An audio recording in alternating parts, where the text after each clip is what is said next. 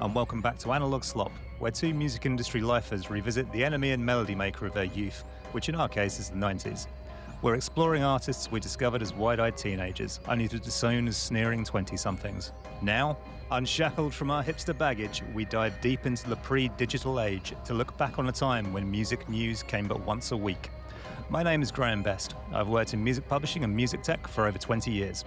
And my name is Adam Bushell. I've been a music supervisor for 20 years. Each week, one of us will read the NME, one of us will read the Melody Maker, and we will pick out the most interesting stories and discuss them. Join us this week for part 2 of our two-part look at the NME and Melody Maker from the 27th of October 1990. This week, the Pet Shop Boys are examined as part of the great British pop canon, and Paul McCartney gets litigious.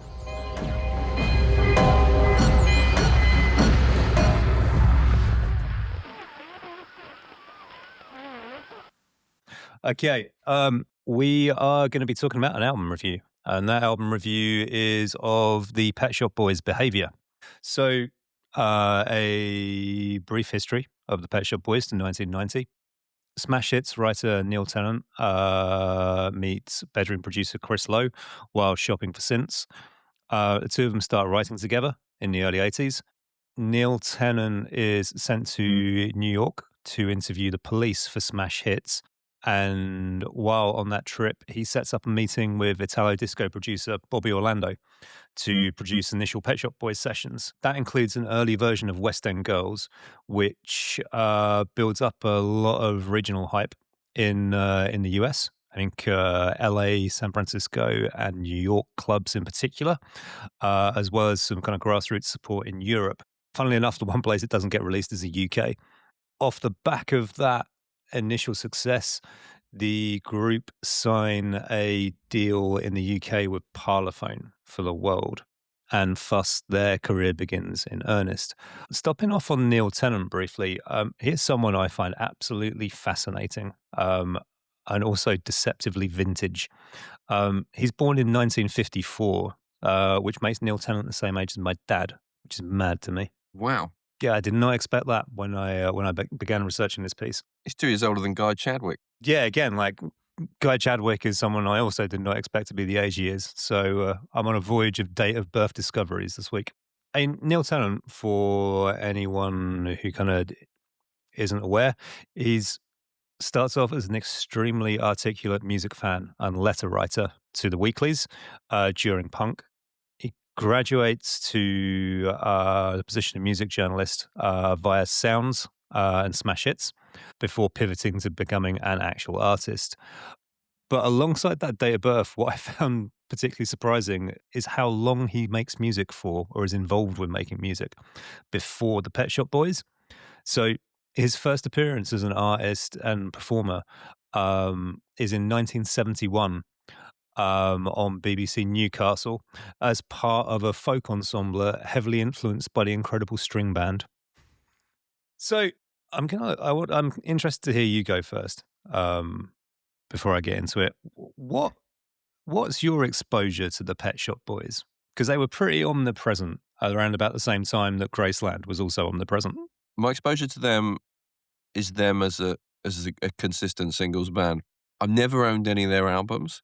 I was never hugely into any of their singles. I really like that there's like a late period single, or well, at this point probably not late period, but called Flamboyant. Do you know that track? I vaguely remember the hook. That's probably my favorite track of theirs. It's like super dancey, almost kind of compact adjacent. It's kind of that era.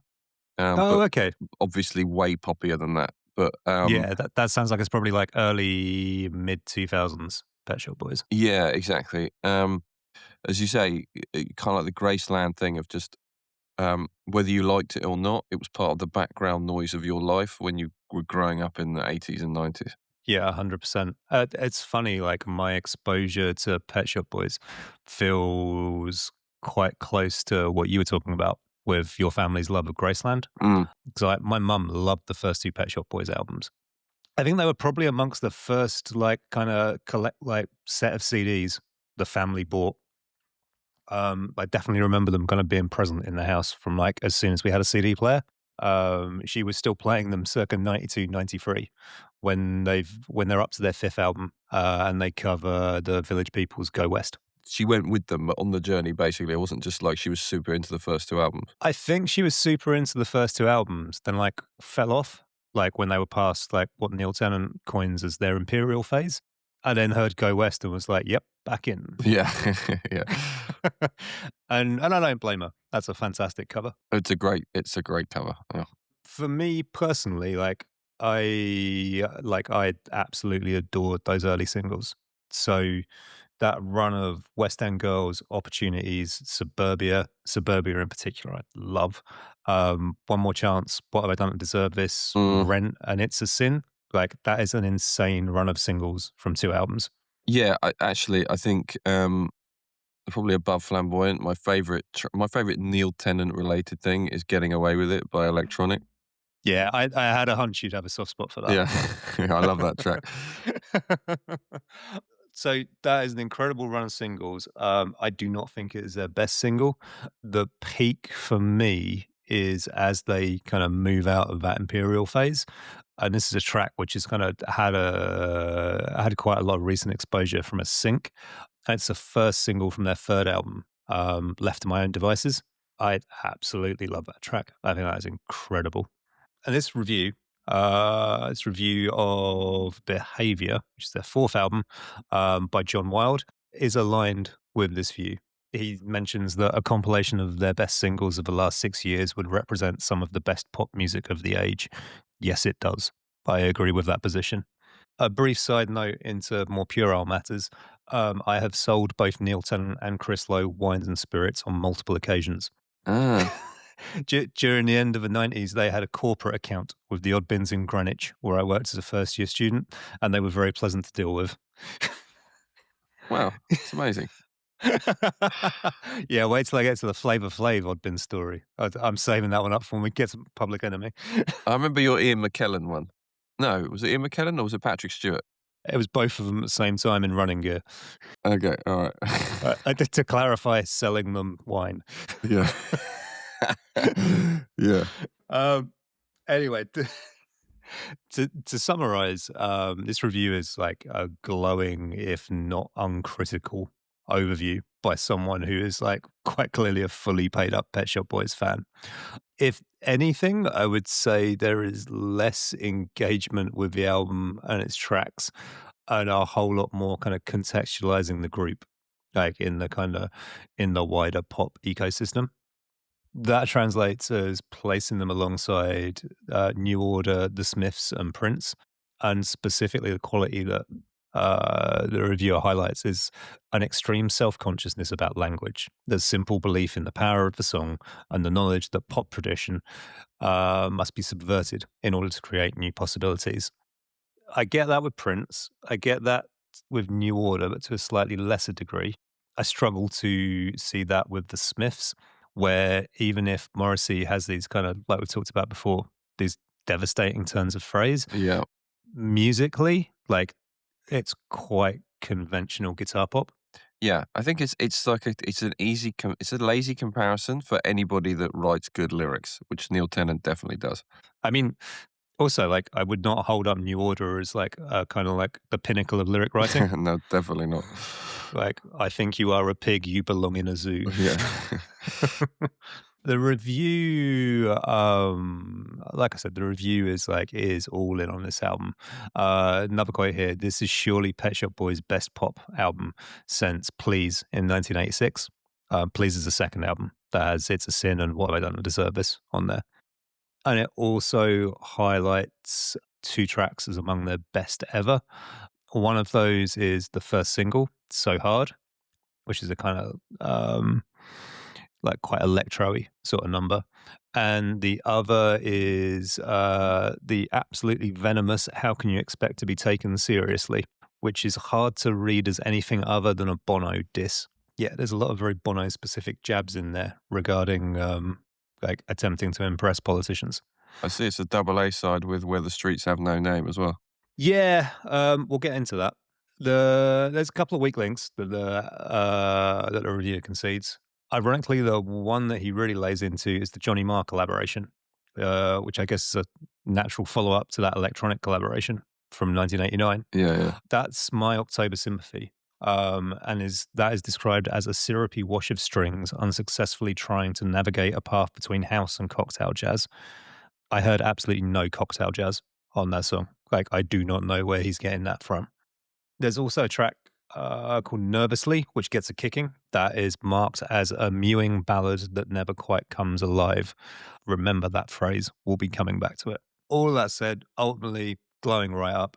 There's a Neil Tennant quote from the accompanying biography that signs off the review, and that is the quote that, I mean, it's quite well established now from the intervening years, but it's a quote that introduces the idea that Pet Shop Boys are, according to Neil Tennant, in the broader cultural tradition of Noel Coward, we're serious and comic and light-hearted and sentimental and brittle.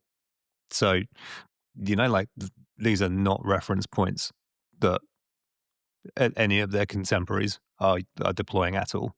There's irony and wit as well. Do you know what I mean with them, right? Yeah, yeah, I sense that Neil Tennant has phrased that quote to avoid using the word irony, Yeah, okay. like, kind of quite deliberately. But for all of kind of Neil Tennant's positioning and for all of this review's kind of grand capital P pop theorizing, like, behaviors, the introduction of, like, quite a different kind of Pet Shop Boys to what's come before. And before I get into that, we talked about, like, you being aware of the singles. Is this album ever been on your radar at all? Like, the 2 big tracks from it are "So Hard" and "Being Boring." No, I mean, I have a friend of mine who's like a big Pet Shop Boys fan, and he was like really early on in kind of taking them seriously. Like this is like a classic British band with like an amazing album canon, which is not kind of how I thought about them. That feels like it's been the personal crusade of the editorial staff of The Quietus for the last 20 years. Yeah, and I fully believe it. Oh, we are absolutely getting into that later. Yeah, but no, I've not heard this album. Well, I don't know how good a job I'm gonna do at selling it to you, but let's see how we get on. For a start, the most instantly kinda, like, striking thing about behavior is how much more subdued it is than the first phase of their career. Neil Tennant in that biography cites, "Violator" by Depeche Mode Mm, as a key influence, and you can hear that loud and clear through this album. At its best, I think, and Being Boring is a particular example of this. Like, the album nails that tone that Depeche Mode find on Enjoy the Silence, that sort of becalmed, slightly untethered introspection. I don't know, maybe like serotonin depleted introspection is a better way of describing what I'm getting at. Being Boring in particular, like, really captures that sense of, like, overwhelming sort of blissed out listlessness. that does sound good. Yeah, like, that's a really, really good record, and I've resisted the urge to build the portmanteau listlessness. Yeah. Uh, but although that's, like, the kinda the heart of the album, that kinda, like, slightly, like, drifting weightlessness, it's not all the album does, and sometimes that's a really great thing. So, how do you expect to be taken seriously, like, kinda, like, snarks along with this sort of like MIDI brass swagger? It's not quite Sledgehammer by Peter Gabriel, but it's definitely not kind of like bright and breezy electropop.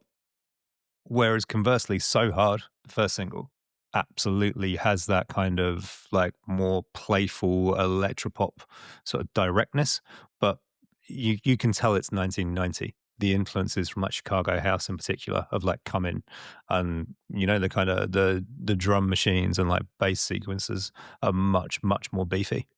That said, there is also a lot of what I would describe as really inoffensive synth mulch here. Okay. Like plodding tempos, like colorless textures and one vocals, Yeah. like for as far as the eye can see. And like I'd struggle to call any of it bad as such. But like again, for a group that's held up as this like shining paragon of pop, it's so dull. Like just so incredibly dull. So you have like huge swathes of this album, and again, reissue rant corner, catalog management rant corner, it is not helped by the fact that the only versions on my DSP of choice stick a huge amount of bonus tracks on at the end. Yeah. So it's really hard to tell when the album is finished. But yeah, like great swaves of the album is very, very forgettable. And that disconnect between the grand theorizing of the review and like the plodding tastefulness of about 60% of the album is like it's such a crushing disappointment. It's funny because we just talked about the Rhythm of the Saints. It's like the reviewer in that case got like ran away with like the kind of 40%, 30% of the album, which is like not great, and like left the other stuff on the table, where it's like the reverse has happened with the Pet Shop Boys by the sounds of Mm. it. Because they must have noticed. Do you know what I mean? It's not like they were listening to the boring tracks and were like, wow, this sounds really exciting. It really sounds like an album by people who have like very much enjoyed being pop stars, but have accepted like that's not going to be the case anymore. Okay. It feels like a conscious retreat into like, if not middle age, then at least like we're not the bright shiny new things anymore. And I guess that the sort of the second half of what I want to talk about here, like, is almost like an extended mea culpa. And you touched on it earlier with reference to your friend. Like, I feel like this band are an incredibly rich text. Their discography and like all of the nooks and crannies of that, and like the accompanying lore is incredibly deep. Like, this is an incredibly smart, articulate group who make a point of presenting themselves very, very thoughtfully to their audience. And you kind of preempted a question I was going to ask you, which was, have you ever met a committed Pet Shop Boys fan? But the answer is yes, you have. Yes, I have. Yeah. But I'm incredibly jealous of them because they can hear something I cannot. And they get to immerse themselves in like all of that wonderful kind of accompanying context and baggage. Like that I'm convinced must add like a huge amount of depth to these albums. Yeah, I would say I'm always jealous of people who are massive fans of artists that I just don't get. Mm. Like, because I feel like I'm missing out, no matter who the artist is. There's nothing better than when things click, because when one thing clicks, it just follows. You just go back through and everything is, oh, now this album makes sense. Now this solo project makes sense. Yeah. I don't want to get into like old man yells at cloud territory, but I do feel like this is one of the kind of the payoffs of streaming and subscription services. The motivation to put the work in to that level, to like keep pushing until you crack it, like is much harder to find when like when if something's not working for you, you just go, all right, fine, go and listen to something else. Like I said, their career feels like it has so much depth and like interesting kind of subplots to follow and explore. And it really frustrates me that I am stranded as a basic greatest hits bitch, like unable to see past like the wonderful singles, and I'm consistently underwhelmed by their albums. Even the first two? Yeah, the first two still feel like they have a lot of fillers to me. To be fair, I have not revisited them that recently because, like, the way we approach the research for this, I think I said before about House of Love, like, I try and focus Yeah, specifically yeah. on, like, what the artist was doing at the time. But yeah, I mean, basically, like, that that sense of being underwhelmed by the albums, like, sadly, Behavior is no exception. But yeah, what a fantastic singles band. 'Cause we were never being boring. We had too much time to find for ourselves, and we were never being boring.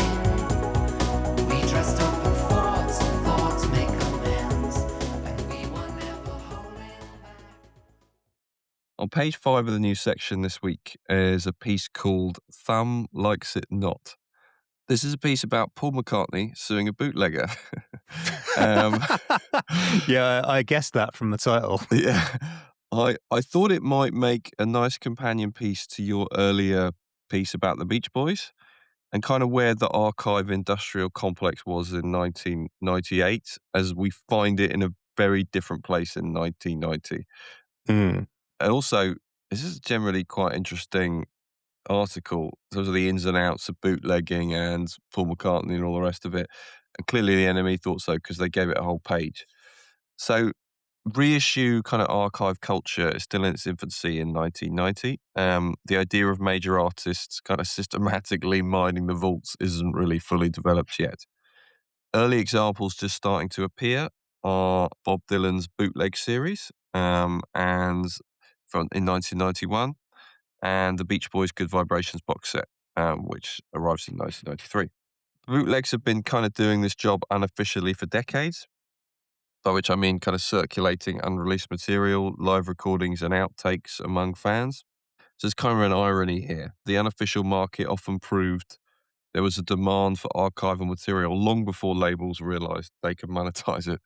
This piece is also kind of classic NME news sting, employing some of the paper's favorite tropes: beloved yet hypocritical musician, morally ambiguous situation, music fan as underdog slash idiot, and the coup de grace, which is a tabloid newspaper style confrontation that almost certainly involved the enemies behind the scenes machinations.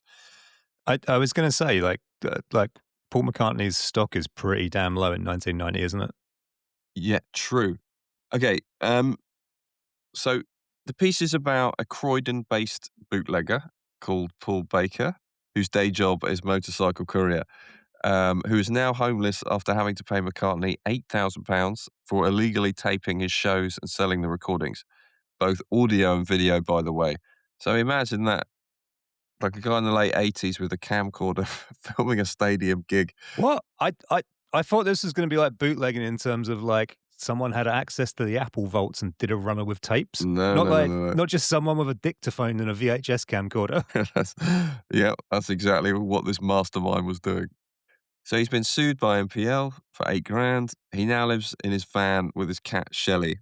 And what's Shelley's view on this? Yeah, Shelley is not interviewed. The piece is essentially split into three. There's the main piece, which is an interview with the bootlegger, Paul Baker. Then we have a breakdown of how the police caught him. We then have a box out with a response from McCartney's legal team.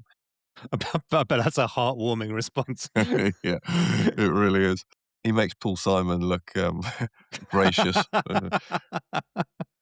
Let's take a look at the kind of hypocritical millionaire musician who's homeless motorcycle courier angle. Yeah, there are a lot of angles on that. Yeah, exactly. That's an alternate headline for them. So it's the late 80s, early 90s. First generation rock stars are becoming extremely protective of their IP. These artists are now in their late 40s, early 50s, and their catalogs are becoming valuable assets. Not coincidentally, perhaps, their children are starting higher education. Yeah, but, like, this was when, like, it was grants for university, not even loans. I'm thinking of them going to, like, school.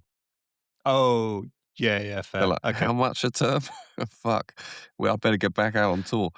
Charterhouse ain't doing Paul McCartney a deal. Yeah, exactly. There's a better hope no one bootlegs this concert so I can release an album off the back of it. Also, there's the aforementioned many episodes back CD boom, which is making catalog music massively profitable.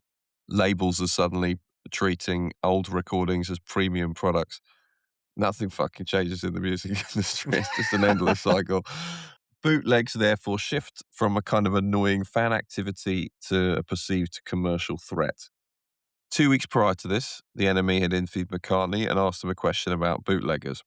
McCartney responds, "I don't mind bootleggers. At first I started thinking, bloody hell, the cheek of it, but it doesn't bother me anymore. I don't approve of pirating official albums, but if some guy wants to send his mate a tape of some really wacky Beatles outtakes, that's okay by me."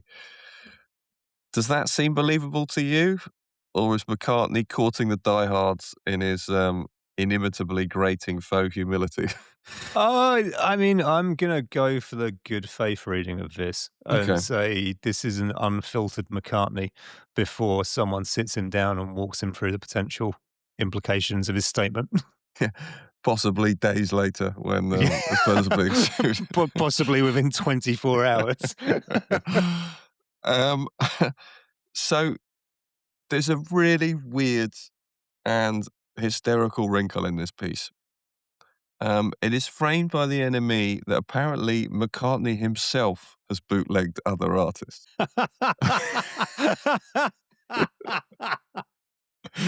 Go on. Yeah, ever the entrepreneur. Listed were the Rolling Stones and Stevie Wonder. Something he had, quote unquote, admitted to in the NME interview. I don't have access to this interview, so I can't check it and I couldn't find it online. But I assume he's actually referring to owning material that has been bootlegged rather than actually being a bootlegger. No, I really, really want the image of Paul McCartney in the audience at Stevie Wonder gigs trying to surreptitiously cover his camcorder. Fuck that. Paul McCartney bootlegging the Rolling Stones. Oh, well, what are you doing here, Paul? Never mind. Like holding up his arm with a fucking mic. Anyway, I assume he's referring to. Have you heard of a toot and a snore in '74? It's a live session recorded during Lennon's infamous Lost Weekend. I know what that is, yeah. Yeah, I yeah, just yeah. didn't associate it with that title. Yeah. So not really a weekend and not lost because it's been documented endlessly. Yeah, But it's like Lennon, McCartney, and Ringo are there amongst other people. well, it's Lennon, McCartney, Stevie Wonder, and Harry Nilsson. So yeah, and also the Rolling Stones Rock and Roll Circus, which he attended and was heavily bootlegged. Hmm. I'm guessing he owned those in some form or another. So in the next paragraph, this is juxtaposed with the details of the raid on Baker's flat in February of 1989. It's happened at 6 a.m., where lawyers from MPL were apparently accompanied by police, broke down his door, confiscated his bootlegs, copying equipment, and sales receipts, froze his bank account, and then started proceedings to collect damages. It's interesting how serious the enforcement is here. It's like full legal intervention rather than just a cease and desist.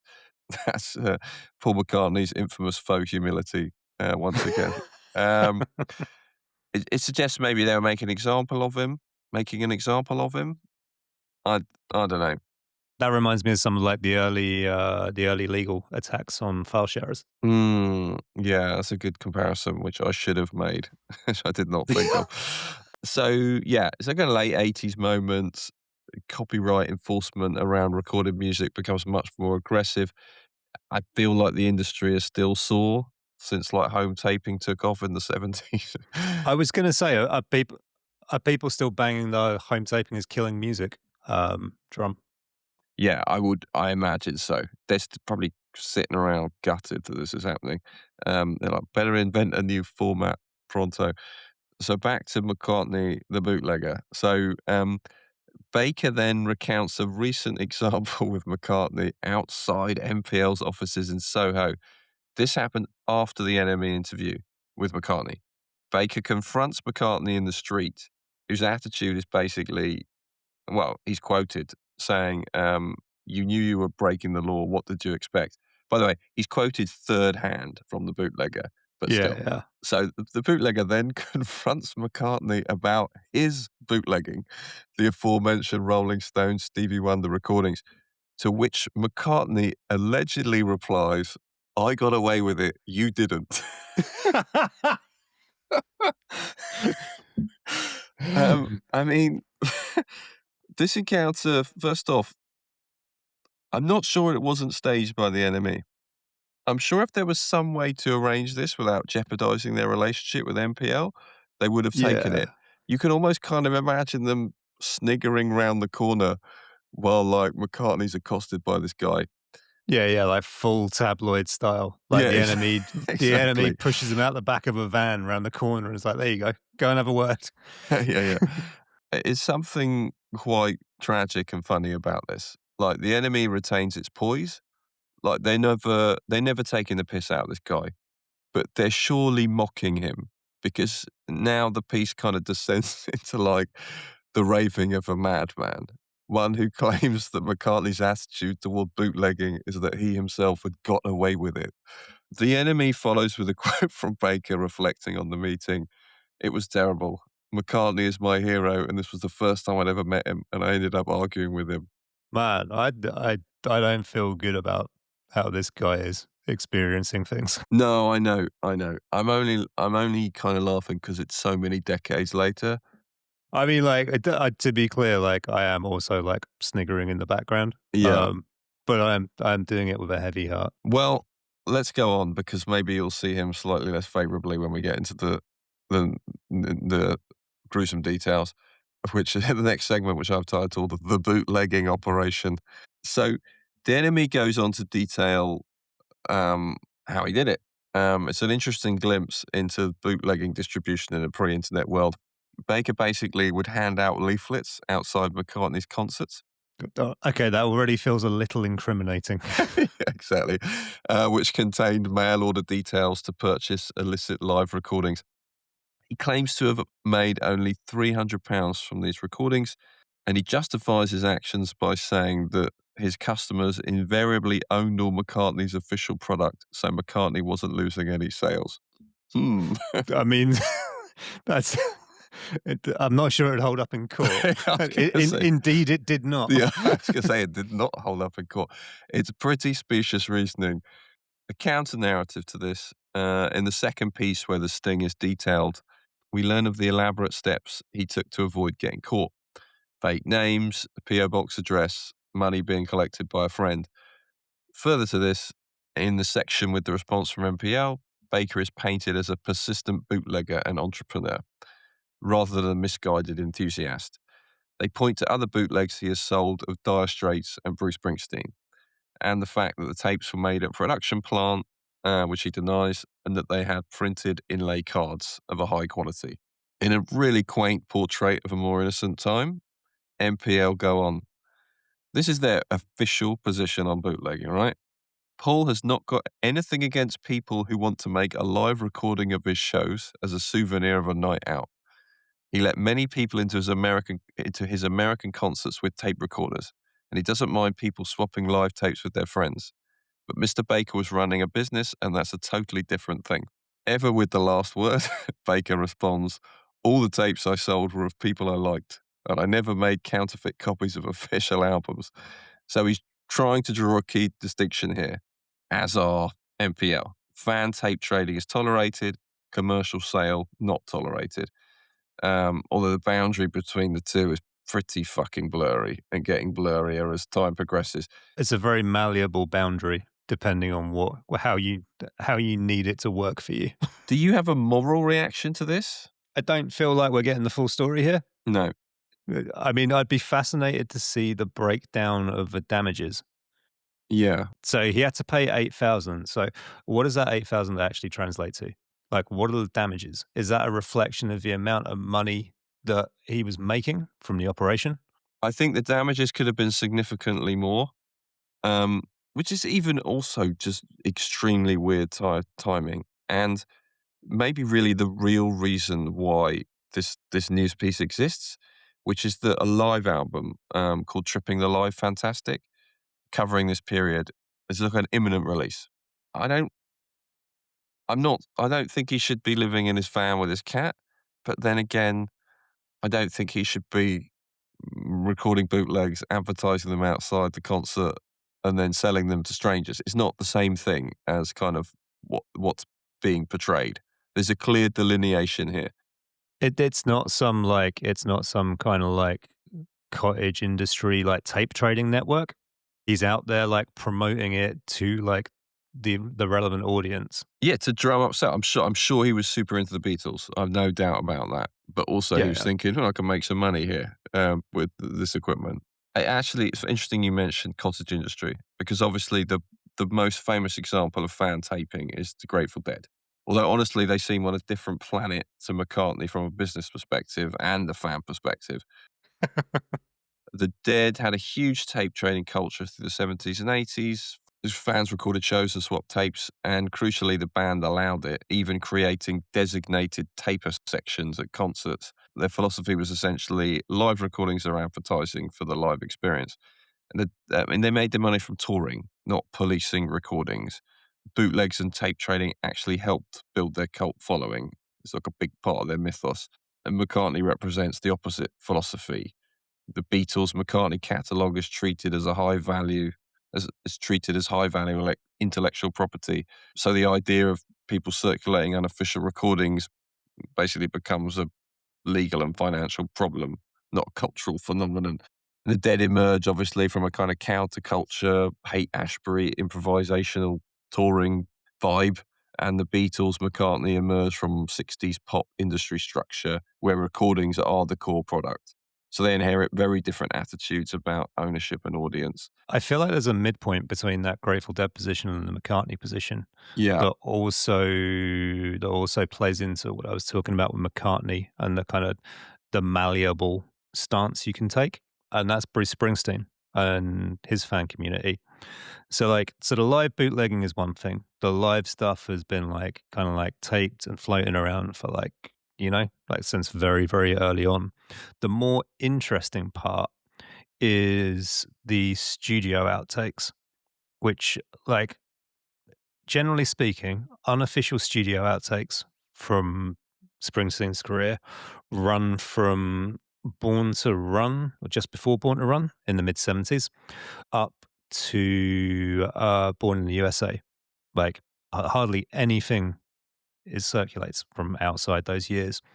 The reason for that is because that maps exactly to when Springsteen had a guitar tech called Mike Batt, who is like calling him a roadie. It like isn't sufficient. Like he's kind of like a right hand man. He's like he's credited as I think engineer on Nebraska because he's the guy who goes out and gets the tape machine and sits there and presses like record and rewind while Springsteen's recording Nebraska. But as I understand it, he also like makes a lot of tapes of like every rehearsal session, like every kind of writing session, like literally everything that Springsteen is doing when he's recording during that kind of early mid 70s to mid 80s period.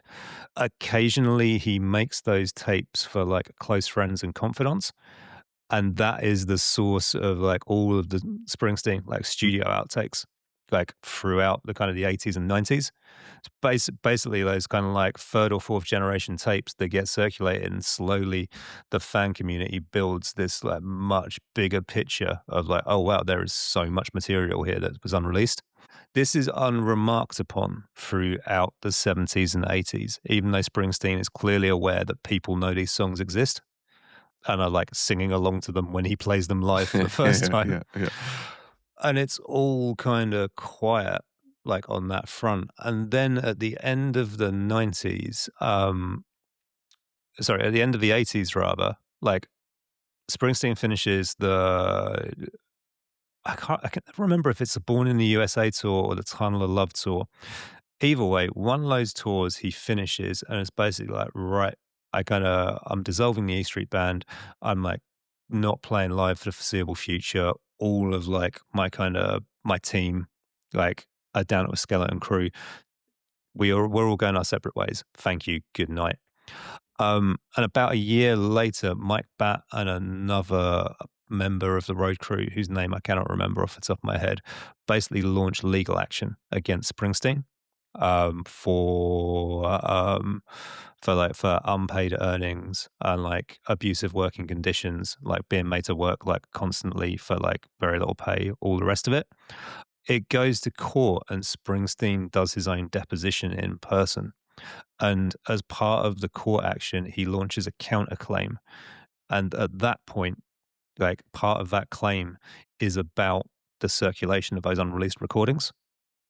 So that's what I mean about kind of how I think it can suit artists to be quite flexible with their attitude towards bootlegs. That's Yeah. like, you know, eh, obviously it's normally going to come down to like, is this actually having an impact on my earning potential?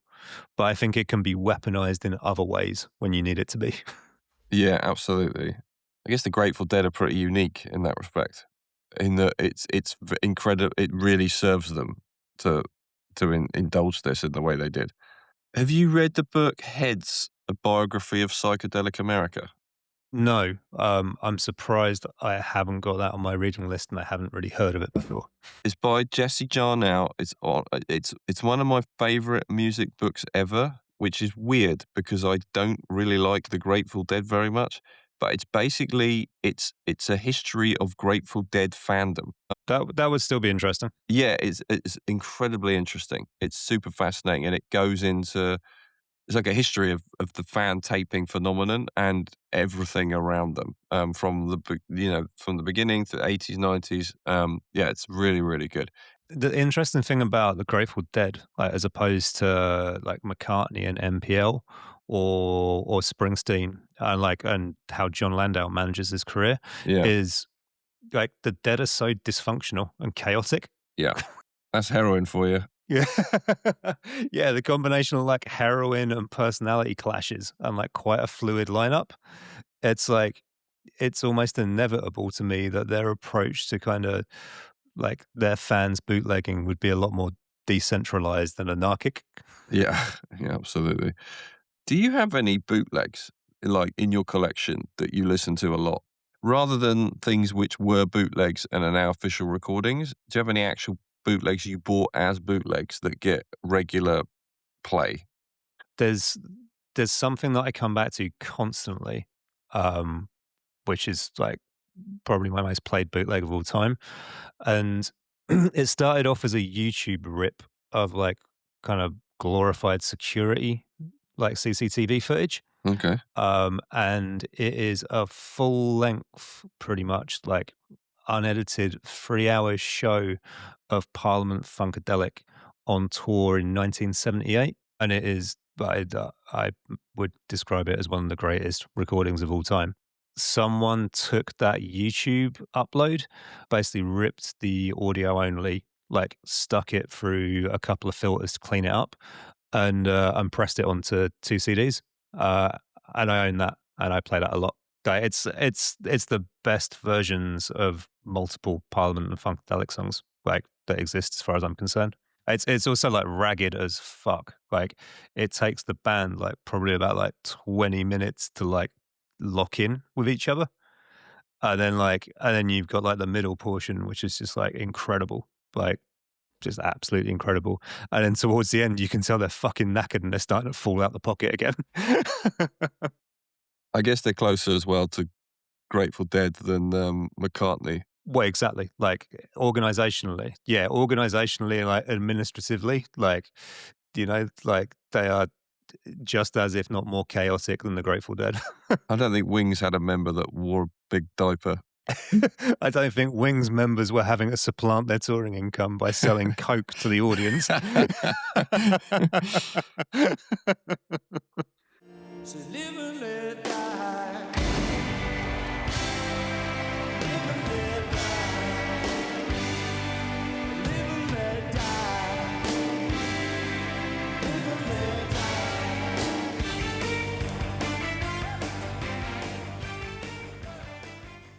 Join us next week for part 1 of our 2-part look at the Enemy and Melody Maker from the 4th of July, 1998, with deep dives on Beastie Boys and Mogwai. In the meantime, you can find us on the socials and most of the usual places. That's Instagram, Blue Sky, TikTok, all under the Analog Slop name. That's all one word and spelt ANALOGUESLOP. However, if you prefer your podcasts to involve static pictures, we are also on YouTube. That channel is youtube.com/ANALOGUE slop. And finally, if you want to send us an email, we're reachable predictably on analogslop@gmail.com.